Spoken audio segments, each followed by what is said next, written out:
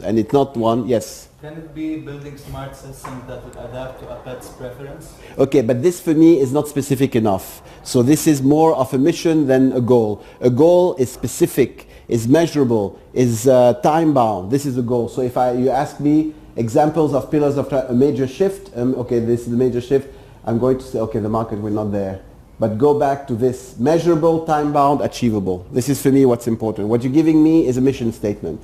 As a mission statement, it's fine. But I want to do this, what do I need to do? To achieve this, what do I need? What is the 1 or 2 or 3 things that I need to do? This is what I will be digging in with you. If I was your coach, I will dig in and trying to see what these are. Okay? Any other questions on these goals? It's important. And you need to balance aggressivity with achievable. You need to balance the two together. Then we move to the market. It's another of the boxes that you'll have on your poster. So and this is a tough one. Because a number of you know, in their case, dentistry, it's easy. Because we know how many, how do you call it, dental doctors, how do you call them? Dental clinics, but so the MD, how do you call him? Dentists?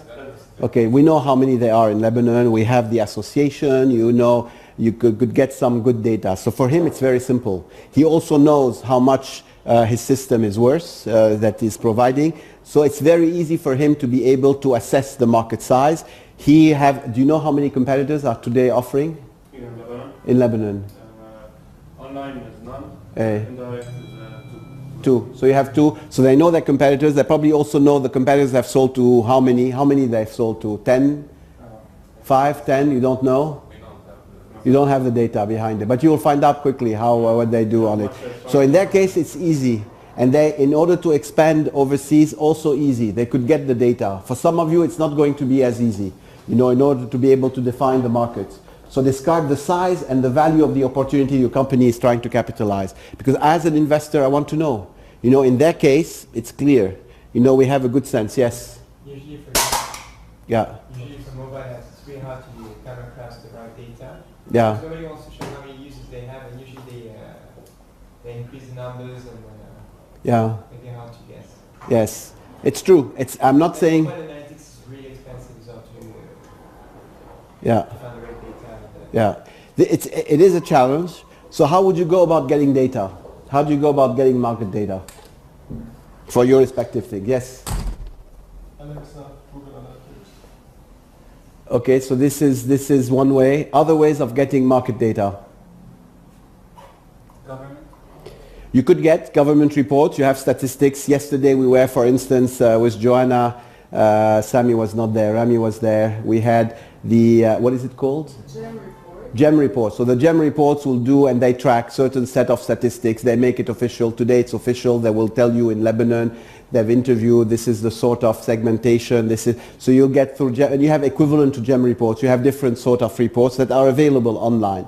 Some of them you have to pay for, others are free. So you have to decide. So this is one source. Other sources of market data. You can monitor the competitors' downloads or users or... Understanding what the competitors are doing will give you a size. Other ways to get market data. Direct contact with the competitors. You could do this. You interview people you want to hire. You get asking them questions. They will give you information that they're willing to receive because they're interested in joining you. It won't be, is it the real data? Okay, so the way to get the real data is to be able to get validation from different parties. They will never, it's very difficult to get real data. Now, in some cases, you don't get data. So what you do is you estimate. Yes, you have to estimate. So you start with demographics, you start with a certain, and you go with a guesstimate. Not even an estimate, it's a guesstimate that you have. And then as you develop, you will get a further understanding of your client base. Yes? If you can't get the data, nobody can. There's no way to get the data, nobody can really get as close as you can from the data. As much as people would expect you to. Okay, it is difficult. Some have an easier case than others. In case, how would you get data? How big is your market, addressable market, Yara? Through researching on the internet. Yes. Alexa. Yes. And also because I know, I've read about, for example, Vogue Arabia. I've read about other businesses. Interviews with the founders and the CEO. Okay, so you talk to competition, you interviewed, you get some data from this, you have online access to some that you have. So what do you think is you said 40,000 users. What do you think the market size is? Is it like... It's global. It's global. It's a worldwide. This is my target. So when you say 40,000, what sort of dent do you think? It's, is it like 0.1% or you have no idea? No idea. I'm not thinking, I don't Okay, you don't think of it. But I'm encouraging you to think. So look at your market. It's very difficult to know. In some cases, maybe the percentage itself is not important. So this is in terms of data. Competition, always we're going to ask you about competition. Why? So the first question, I interviewed some of you before you came here. I think I interviewed you on Diala, I know from before. So what is the competition that you're facing? How different are you going to be? How aggressive are they? What sort of share of the market they have? You might not have also the data, but you could get it. You could get it through different sources. You could get it by talking to your customers. You could get it by talking to industry opinion leaders. So this is important to get it. And it's an easy way to say, how would you differentiate how would you go about differentiating versus competition? To make it easy, how would you differentiate? Adding features. I'm sorry? Adding a feature. Okay, so one differentiation element is the feature that you have. So what is the breadth of, what is the other ways of differentiation? The target. What? Positioning. It could be cost, it could be price. So you want to be a price leader or you want to be price premium. It's the breadth of the services that you offer. How else you could be differentiating? Yes? It could be what?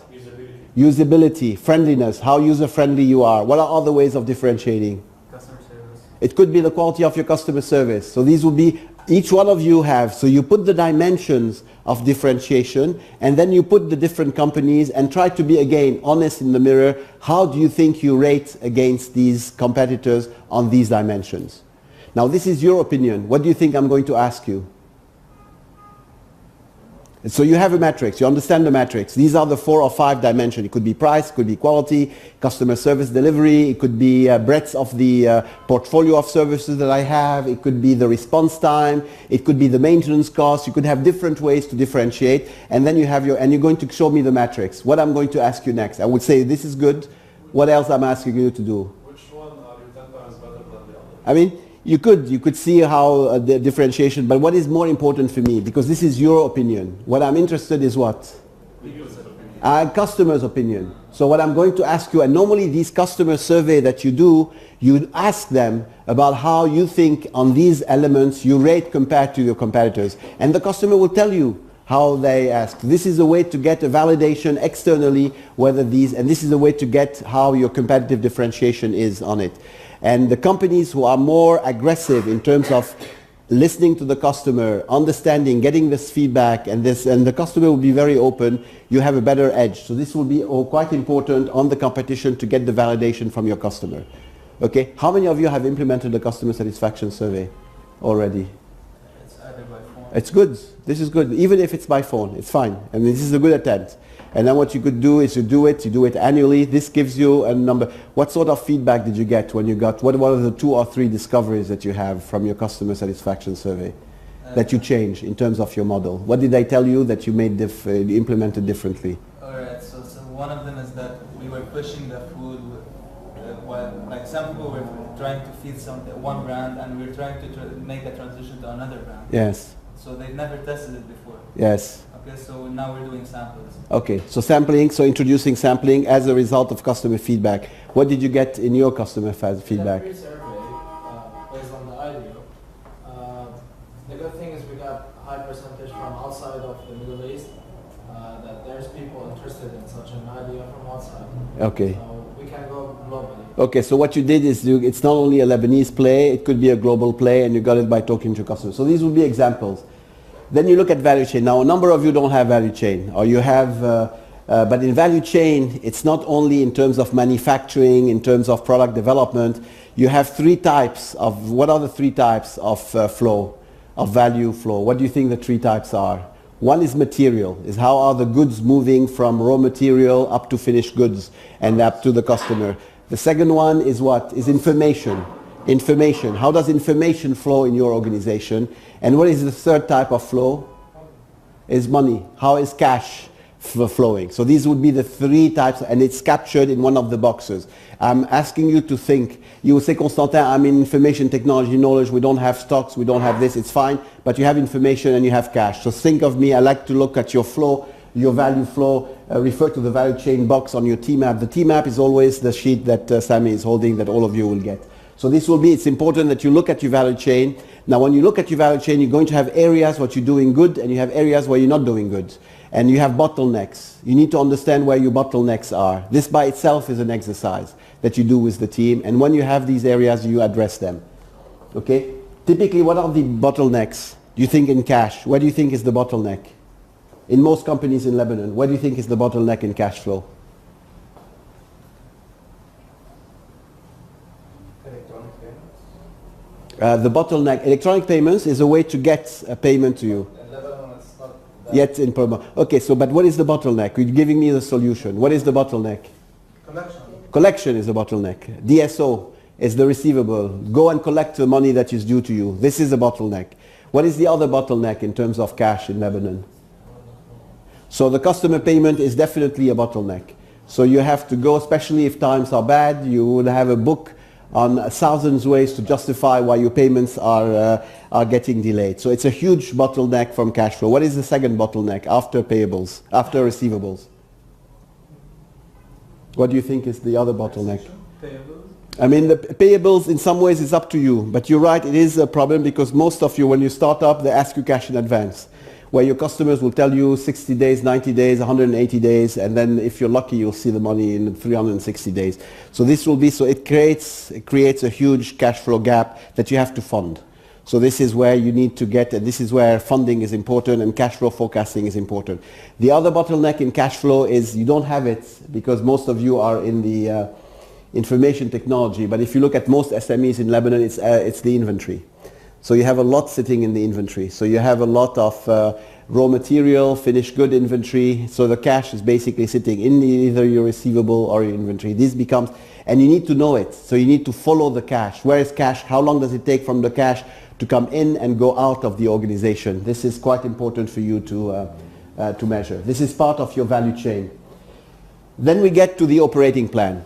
The operating plan is what typically with Joanna, with Sammy, we'll be spending with every one of the companies that we go, is what should be is over the next 12 to 18 months. What are the deliverables in 3 years or in 5 years? What are we going to do? And these are either addressing a critical weakness, because you have addressed your weaknesses, or what are the biggest change that you want to do, or what is the key competitive advantage that you want to build. So these are going to be the tactical things. And typically when we start a coaching relationship, we develop this roadmap over the next 12 to 18 months with each one of the company. And this becomes the scorecard of the founder. So the founder will have a scorecard, and this scorecard he will go and report on a quarterly basis to his board, and this becomes our roadmap. So this is the operation plan.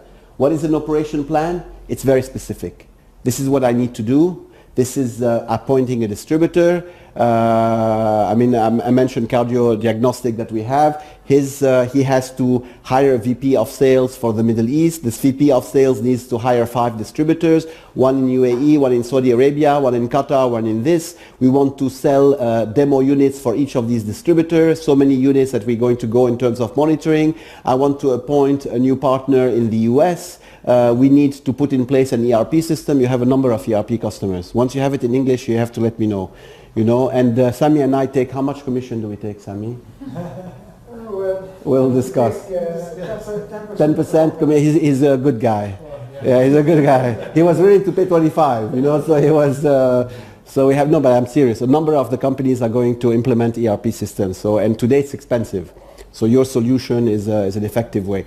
But this will be examples. Implementing an ERP is an example. What are examples of operation plan? These are concrete things.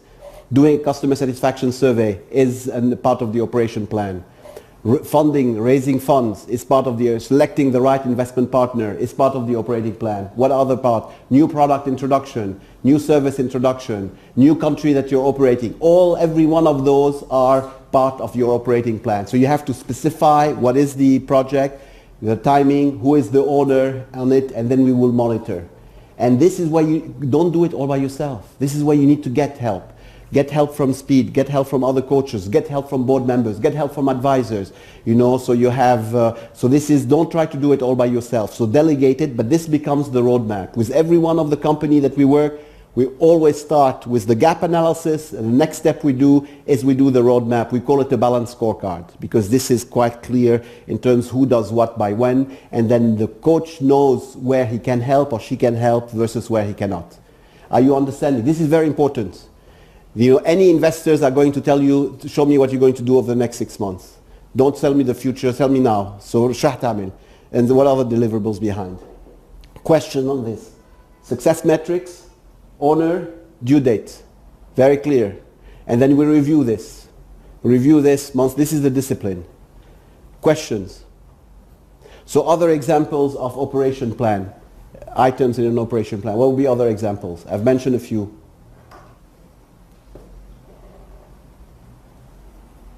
What are you going to do over the next 6 months? Expand sales. Okay, so how? How? Through our partners. Like Okay. new partnerships. So new partners. So he wants new partner. What are the other ways to expand sales besides getting new partners? Marketing plan. Marketing. So social media, for instance. What are you going to do? Are you going to use social media to get? How much are you going to pay in social media? So how much do you think through distributors or partners and through social media? Social media is like higher than both are interconnected. They're all- Our partners will be social media companies. So social media. So you have We this. can use their social media. Okay. partners to- Do you know what is the cost to acquire one customer? Right now it's around $30 or $50 to acquire a customer. $30 to $50. So this is, for him, he has, this is the cost. No, for other items, it's much lower. In some of your cases, it's $1. It could be $2. In his case, it's $30. But this will go up or down depending on the sector that you're in. So this is, but this would mean that he needs to acquire customers. This is typically one of the things. There is cost to it. If there is cost, he needs to fund it. So what is the next thing? Is I need to raise funds. How much funds do you need? around $350,000. $350,000. So one of his operating plan, I need $350,000. By when do you need the $350,000? By February. So February, we are now in, so he needs to 350 by February. So what is the plan that he's going to do to get 350? What are you going to do? So I'm now digging in his operating plan. Okay, so we're now iterating on our products and Yes. then scaling our sales up to a target of 150 to 100. Okay, so one is to scale, proof of concept, he's going to scale. The other one, he needs to put his business plan together because any partners was going to ask you. What else? We need to test all our marketing channels. Okay, so you have tests of the channels, end up selecting what are the most efficient channels. All this is part of his operation plan. And the question is, who is going to do it? By when will it done? So these will be his operating plan. Every one of you needs to have an operating plan. Every one of you. So here you have examples. It could be, so it could be the key action that you have. Who is going to do it? What is the time frame behind it? This is one of the companies I've been coaching. It could be sourcing of funds. In this case, he needs to identify the new site for his manufacturing. He needs to appoint an architect. He needs to do the pre-planned design. He needs to identify the pharmaceutical equipment that he needs, etc. You have to put it, and it's part of your transformation plan. Just a question. Yes. You said 350,000 for what time to be functional and do all this? Which one?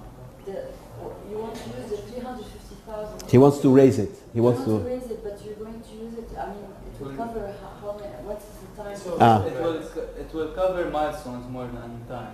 But with her question is, you get 350 in February. Okay. When would you need to raise funds after February? Is the 350 enough for you to be cash flow positive and to be able to get enough cash to fund your own business, or would you need another round of capital? We need another round to expand to another round. Okay, so this is, and typically this is a very good model. So what you do is you want to get a proof of concept. So this is what you have from the proof of concept. You want to start developing in Lebanon, let's say, you get a certain amount, and then when you go globally, you need to get another round. So her question is, from the time that you get your 350, Yeah. when do you think you'll get your next round? A year? Take around a year. A year. So this is the question. Now Yeah. this section here is your key performance indicators and metrics. So what you have, this is important because your investors is going to measure you on these, and it's part of your thing. So what are these? It's up to you to define. But what would be typical metrics? What are typical metrics? She mentions one. She said from 4,000 to 40,000. This is one metrics. Yeah.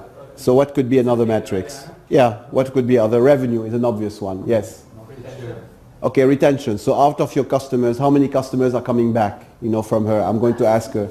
So 50%. So she's measuring this. So this is being measured. Yes, what else? Paid customers. Okay, paying. So how much revenue you're going to get? How much of these are paying customers versus visiting customers? At the end of the day, I'm not interested in 40,000 customers or even 400,000 customers. I'm interested in how can you take money out of your customers and bring it back to your business. So this will be a way. So customers is important, but at one point in time, it could be that you're not getting money, but because of the number of customers, some people are interested in coming to you because you have so many customers. So you're going to have ads. You get your revenue not from the customer, but from advertising that comes in, which is the case. And first, if I have lots of customers, Yes. lots of viewers, Yes. it's good for the ads, so I have more ads. Exactly. How many of these viewers will buy from the e-shop? Yes. This is the question. Another. So you have two sets of questions here. We're going to her business model. One of the business model is that she's going to get some of her customers, because she has two. She is also selling online. So how many of the 40,000 are going to buy? 1,000, 4,000, 5,000? This is one. How much are they going to buy? Are they buying for $10 or buying for $100 or buying for $500? And then of the customers, how can she address the advertisers who are interested to promote? So there is two sources of income in her model. Okay, you need to serve. So each one would have certain KPIs. So you need to, I don't want a list of 10 or 20. I want to very focused list, but this is the most important measures of your most important process, either in terms of customer acquisition or customer retention, or in terms of value that you create, in terms of invoicing that you do, okay? So this is something that you need to do. It's the team app. I give you examples here. These examples are financials, but you could have non-financials examples in here, okay? Now this is very important, and most of you have it, but you have it. Introduce your management team, introduce your board. Even if you don't have a board, have advisors. It's free, it doesn't cost. Get advisors. Get people. If you think alone you're going to solve it, forget it. You will never solve it alone.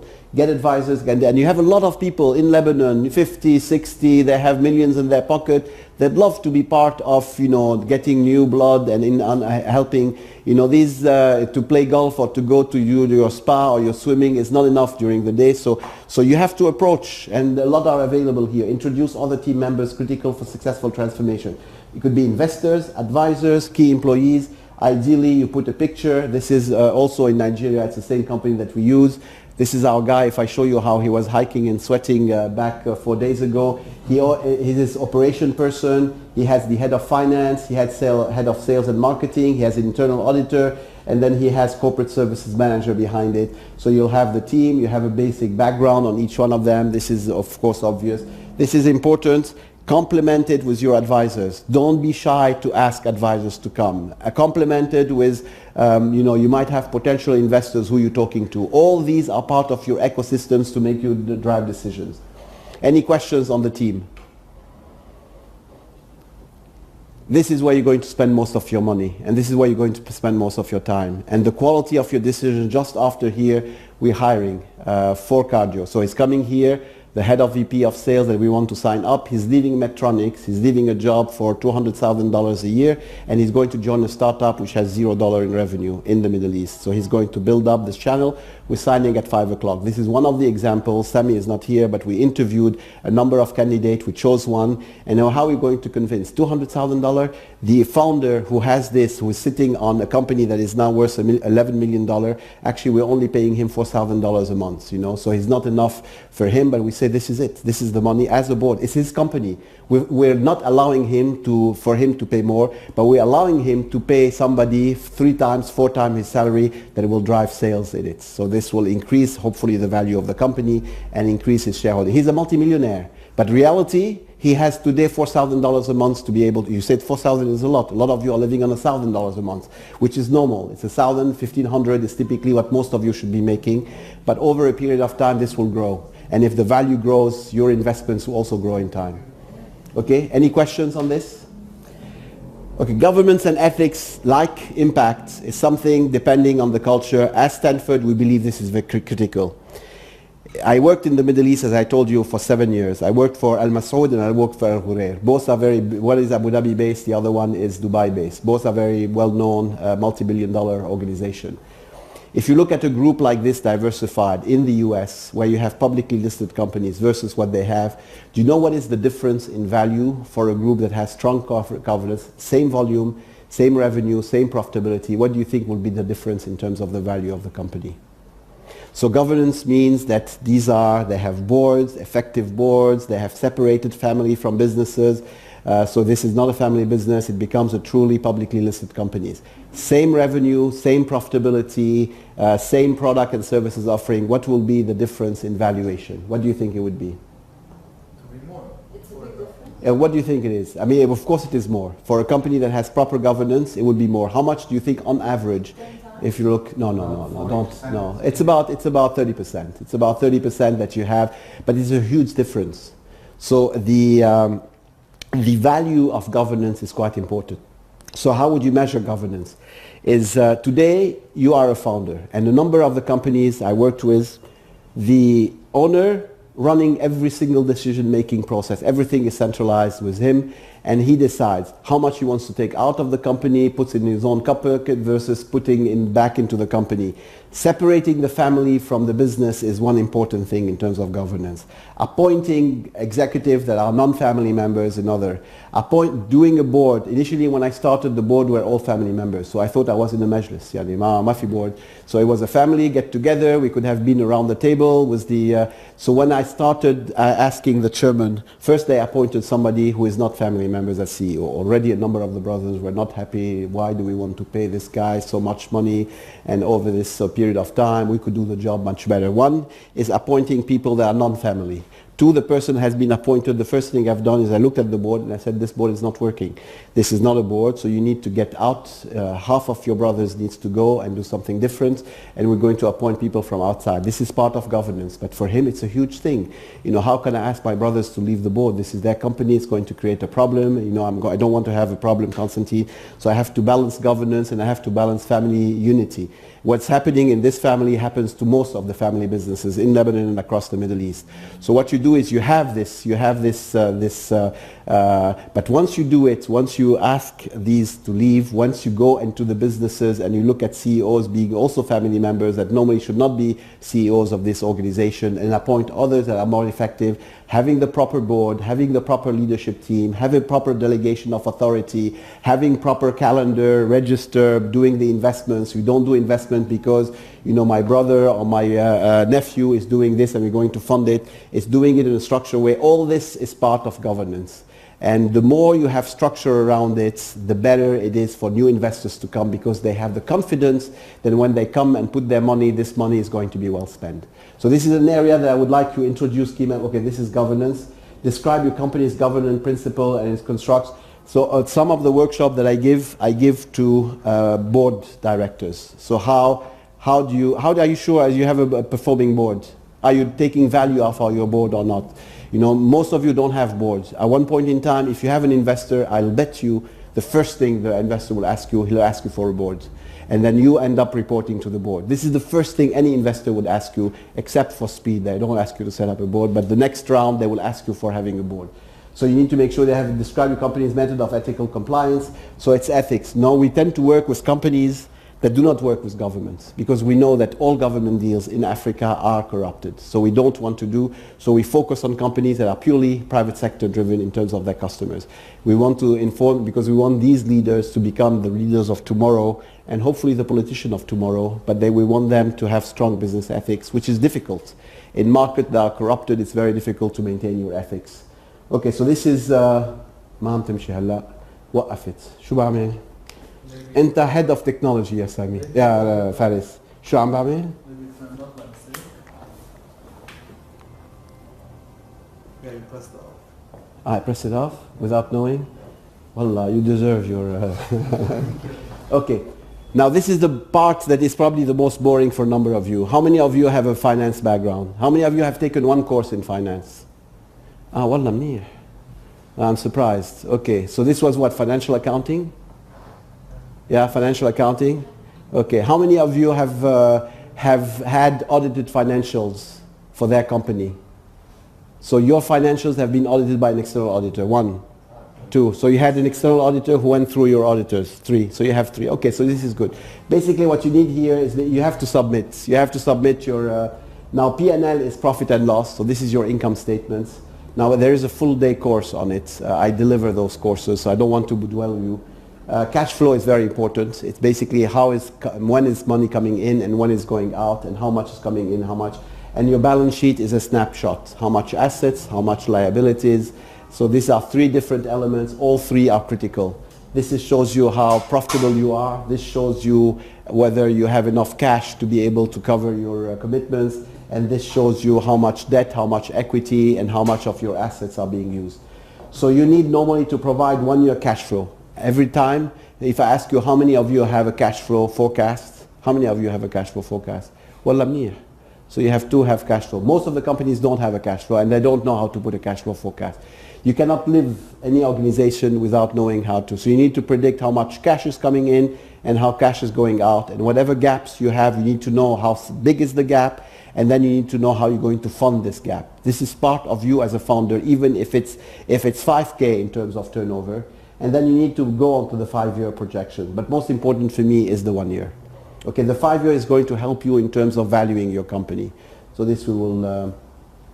So the balance sheet, snapshot. It's a picture, one point in time. Typically, when do we take this picture? End of the year. But normally, as I push and we work with the companies, end of the quarter, we will ask some. And for those, as we become more sophisticated and grown, we might ask it on a monthly basis. But definitely yearly, because you have to abide by just the local government taxation, so you have to do it. Now, Lebanese companies are very creative. They have several sets of books, depending who is talking. The bankers, تفضل.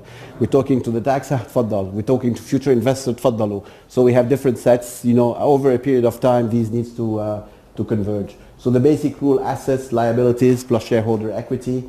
The shareholder equity is what we call the debt book value. This is the lowest value of your company.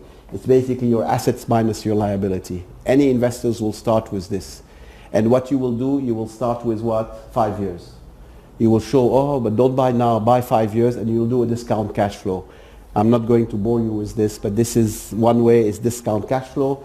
The other way of valuing, we take this and we add a premium to it. And the last way, which is popular, is we look at common companies and how much are they trading as a multiple of their revenue or multiple of your operating profit. The income statement, the balance sheet is a snapshot. The income statement, like the cash flow, it's over a period of time. So what you do is it measures the revenue and all the expenses. What are the type of expenses you face? How do you categorize expenses? So you're producing, let's take your example. Yes? Human resources, operating costs. Okay, so you have human resource. I'm going to classify that. I'm putting my accounting hat on. So he is buying pet food and he's selling pet food. When he buys pet food, he buys at a certain... Who do you buy from? Wholesaler or from overseas? Wholesaler. So he buys. Let's say his pet food is 100. How much you typically buy it for? 50, 60? Around 70. 70. You buy it at 60. Let's say 60. So the first thing that we have, the big cost is what? His cost of goods sold. So this is all your manufacturing cost of production. Cost of goods sold is 60. So it's 100. He has 16. From this, 100 minus 60 is what? Is what we define as his gross profit or gross margin. This is part of the income statement. Then I'm going to ask him, okay, what are the expenses that you run typically? Okay, delivery costs. Yes, so to all total, how much is it approximately as a percentage of your revenue? All your operating expenses. So your salary, everything, the logistics, how much is it? 20%, 30% of your revenue today? Today it's much higher. Much higher because you're still making a loss. Okay, let's say in 2 years down the road it will be 25%. So he has 60 in terms of cost of goods sold. His gross margin is at 40. His operating expenses are at 25. So 40 minus 25, 15. So this becomes his operating profit. Very important measure. Very important measure when we do valuation is what is the operating profit. Because we take a multiple of your operating profit on it. So some of you will not make an operating profit. So we look at the revenue. Some of you might not even make revenue. You will look at number of users. We have revenue. So it is, but you know, some companies actually, I'm coaching some companies, they do not have revenue. But she is going to 100,000 users And then at this point in time, she's going to have revenue because the Zaras and everything, she's into fashion design. That will not do unless you show me that you have 100,000 users. So her aim is acquiring users. This is what she does. She's upstairs on the 4th floor. She was sitting here about a month ago, and she will get to 100,000 users, then she will get revenue. So it's a different model. Each one of you have a different model. But your operating profit is important. After your operating profit, what are the other two lines of expenses he has? He has tax. Before tax, suppose that you have, most of you will go through it. You will get money from interest, or you might go to kafalat. And kafalat will say, we'll extend a loan for $100,000. You'll have to pay interest. Kafalat is good because they charge you 2 or 3%. So you have a ways to get debt at a low cost. So he will have revenue minus cost of goods sold is your gross profit, minus your operating expenses is your operating profit. Operating expenses minus interest is your profit before tax. You have tax, and then you have your net profit. So this is your income statement. So we have done his income statement quickly. You need to know what it is today, and you need to know how it's going to project. So this is your income statement that you have. Okay. Now I know it's a bit fast for those of you who have not finance experience. Cash flow is very important. This is when you need to know how is cash coming in, and typically in most cases your cash flow is wrong. Why is it wrong? Why is your cash flow is wrong? What is your human nature, and the typical problem is you always expect your orders to come at this point in time. But even if the order comes, you think the payment is going to follow a month later. You are wrong. You're wrong on the timing of the order. You're wrong on the timing of the cash receipt. It's for you to decide. Your dentist, you think your dentist is going to pay you. Your dentist will try, make sure that he has amortized the entire software after a year, and then he بلش يدفع لك نص شو اسمه نص القيمة. So you think you're going to get, so your cash flow forecast will be wrong. Will be wrong 10 times, and then over a period of time you'll start to understand. Yes? So don't you run a worst case forecast? You could. I mean, you could have what is the scenarios that you have on your cash flow, and most investors will kick your assumptions. When you're going to do your projections, they will tell you, you think you're going to be paid in 60 days, you're going to be paid in 180 days. Redo the cash flow on it. Or you're going to be paid in 360 days. You think that you're going to have margins of 50% or 60%. You will see that others are coming in, and you'll have to squeeze this to be able. So they will question you on every single one of these assumptions. So cash flow is important. You have 3 types of cash flow: operation, investments, and financing. Each one, we go into the details. If you go through my finance course, we'll have much more time to go through it. But this is important for you to understand. This is an example. This is one of the companies. We worked with them. So they had this. This is how much they are developing. It's transformation, moving from 5 million to 50 million. They look at revenue, cost of sales, of cost of goods sold, how much it is. Then they get to the gross profit. This is the gross profit. Then they look at operating expenses, sales, general and admin expenses. They specified it. What is sales? What is admin? What is impairment of other assets? They get to their operating profit margins, so 16%, 21, 26. Then you go to EBITDA, the finance cost. This is the interest expenses. Depreciation could be done here. And then you have profit before tax. You have tax, and then you have some adjustment, and then you have the net profit. And then from this, part of it is going to dividend, part of it is getting invested back. So this is typically what you will have to complete a project, because this will help you do what when you have the 5 years. What is 5 years helping you? Why do you need a 5-year forecast? Normally, you should focus on the next 12 months. This is what I'm going to, as far as your coach, I'll focus what you're going to do over the next 6 to 12 months. Why would you spend what? Part of it is how much you're going to scale. What is important? Okay, the investor wants to see, but why, what are you going to take out of this? Yes? Potential. The potential, what else? The return on investment. Okay, the return, but what do you do is, why do you do this? What we do this is you're going to get, your valuation of your company is going to be driven by your projections. I'm sorry? You need to know when you're going to break even. In this case, he's profitable. So he is in a good situation and he's profitable. But in your case, you will be losing money for the first 2 years. It might be for the first 3 years of operation. You have a break-even point at one point in time. But I want to see when you're going to break even, how much profit you're going to make, and then I'm going to discount it back and come up with a valuation. So this is one way of valuing your company. So typically what we will look, I know that you have been in existence, but in most companies we'll look back a year or 2 years. I want to see what happened. In your case you don't, so you look at this year, you look at year to date, you look at projections, and you look at key elements: gross margins, operating profit margins, net days cash. So this is how much cash you have. What is the debt that you have? We could look at the people. We look at both balance sheet and we go look at income statement, and this gives me a picture of the financials of the companies. Yes? It gives you the valuation. So we'll get at the valuation afterwards. So what you do is you have, the EBITDA. So this is the financial projections that you get out of it. Here, this is something that I've done with the company, that they tell me, Constantin, look, we've done well. How do you know you've done well? Oh, we've grown well. How do you know if they've grown well? How would you know if a company has grown well? We look at other More companies. net profit?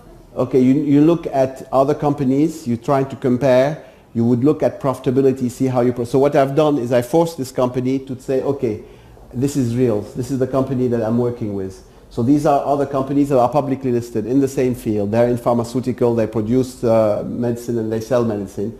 So we ask, what is the increase? So this is real, they increased 34%, 14, 13, versus the others. Then I look at their gross profit. So how is their gross profit compared to the gross profit of others?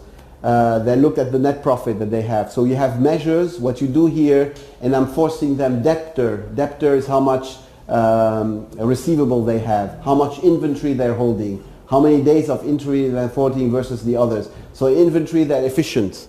For the same level of revenue, they are fairly efficient compared to the others, carrying much more inventory. They're also efficient from a receivable perspective versus the others. So I benchmark their results versus those of competition. Return on equity shows you profitability versus your equity. So these are ways where you could measure and you benchmark. Yes? Is the financial account of other companies public? Okay, so Diala is saying, is the financials available? In most cases it is not. In most cases you don't, so it's very difficult for you to do. When I was the CEO at Al Ghurair Al Masoud, and I had 40 or 50 different companies, and they had completely different fields. Some of them are in hotel management, others are in cement production, others are in education, others are in commodity trading, so they have different, and they had different model. So what I do is I go back to Price Waterhouse or Ernst & Young or the others, and I say, look, I know that you're auditing a number of companies in these fields. I want to know what is the average that you have. I'm sorry? So I have the market. So don't tell me who are the companies, but tell me what typically in this sector, if we are in hospitality and if you have the hotels, we have 4 hotels, how much gross margin do I expect? How much operating profit margins? How much debt? How much capacity utilization do I have? And then I could see how I relate to, for them they have no problem. They will charge me for doing it. So one way is to get the information from other companies that are private. Other ways is to get public companies that are doing it. So some companies are doing it and are quoted, are on the public market, and then you could see, and this will allow you to be able to compare. It's more, not at your stage, it's not, but in 2 years or 3 years down the road, the more benchmarking you have, the more it helps you decide whether you're doing a good job, a very good job, or an outstanding job. Okay, now it's a lot of information in 3 hours, and some of you will say, خلاص, وصلنا على saturation, Constantin. Thank you very much. So we summarize a number of concepts, moving from marketing to strategy, to finance, to governance, to ethics, to impact, all this in terms of 3 hours. At the end, what are you going to do with your financial investments? What are you going to do with it? Where is this money going to go? A lot of the investor time is going to be spent on validating this. Is this where the money needs to go? Do we need to hire at these things? Afterwards, a lot of people are saying, Constantin, you're going to pay $250,000 this guy who is coming in on board. Is this a fair use of the money? This is a lot of money for a startup to be able to pay if we feel that this is needed. So a lot of the questions to, are we paying too much for this? Should we use the money in different sources? This is important when you're going to ask the money to have the answers ready. This is examples. This is how much they're raising. In this case, it's debt. What are the process? They're going to do some acquisitions. They're going to do some new hires. They're going to do some capital expenses. You need to specify and you need to say what it's going to be used for. And then whatever other information will be the addendum. These are all templates. These templates, you're going to have an electronic copy of it. And these templates will help you in order to put together your transformation plan or your business plan. Now I'm stopping here. Any questions before I show you the last slide? قد الساعة هلا؟ 4? 45. You had a break. You're lucky to have a break, you know. With me is no break. So we have, now it's a lot, but this summarize, you say, Constantin, it doesn't apply to me now. It won't, but it will apply in a year, or it will apply in 2 years, or it will apply in 3 years. So you go back to it. You will have to it. And the first round, the quality might be fair. The second time, it would be better. The third time, it will be even better. So these are the transformations. I've seen hundreds of these transformation plans. So it's, get yourself help of people that have been through it and could help you, ask you the tough questions that you will need to answer. Prepare yourself. It's not only about the quality of the plan, it's really about how you answer the questions. And the more you've been through it, and I tell you, the more you get questions and you don't, the way we respond, when we grill. I mean, we had Friday and Saturday, we had this Business Angel Association. We had in total 9 companies. Haram al-shirkat. Out of the 9, 1 potentially will end up funding. But these people feel that they are going through a tough exercise, facing, and these are, you have the key investors in Lebanon around the table, and each one asking questions that are this, and you need to be ready. The more grilling takes place, first is get your transformation or your business plan in shape, then be ready for the tough question that comes out, trying to, and be prepared to answer the questions, as a team. Some of them will ask different questions, people didn't know who was going to answer. So this is, 1 is the quality of your plan, 2 is preparing yourself for the question, 3 is what? Do it as a team, don't do it alone. Get help, don't think you have all the knowledge, you don't. So you get help, and you have different ways of being able to help here. The ecosystem is enlarging, and make sure, reach out for this. The last slide is the same format, but it's different things. I think you as a founder, you're going to do a balancing act in your life. Part of it, you need to dream. So you have to dream big. You have this project, you want to achieve this project. It's very important to have this dreaming aspect. It's very important that you are thinking, and we as investors love to have the people who are dreamers. But at the same time, we love the people who have a track record of executing. So you have to balance the two, always in your life. You need to have the visionaire, thinking outside the box, looking outside. What is happening to the market? What is happening to competitors? So we look at the people who really could think out of the box, could look external, but at the same time, we look at people who can deliver. If you fail to deliver, you will not be a successful investor, a successful entity.